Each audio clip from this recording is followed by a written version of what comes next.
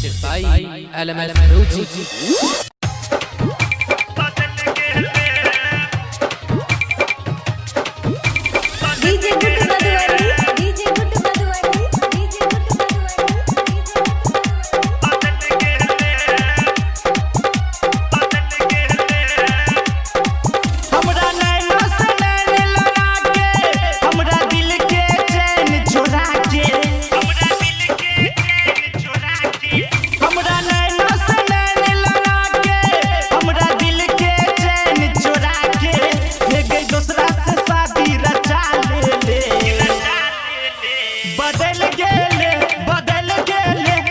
ससुरा में जाकर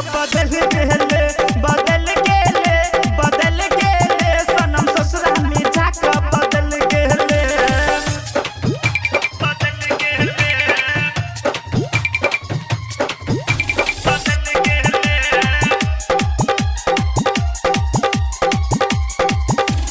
डीजे गुरुराज मधुबनी बरस से प्यार करे छले रात रात भर बात करे छले हे 16 बरस से प्यार करे छले रात रात भर बात करे छले हे गे हमरा से बाबा तू काका दोसरा के डोली में बैठ का हे गे हमरा से बाबा तू काका दोसरा के डोली में बैठ का हमर कोमल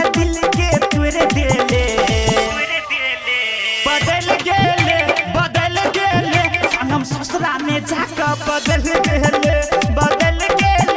बदल गेले सनम ससुरा में जाकर बदल गेले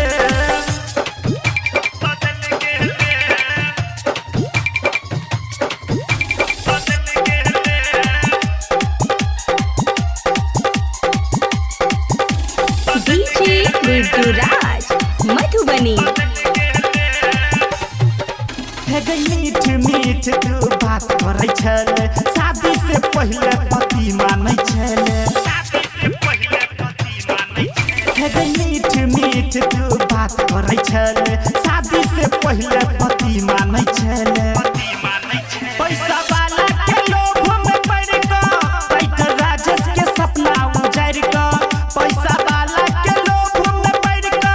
राइटर राजेश के सपना उजाड़ का दोसर छोरा के सेज सजा देले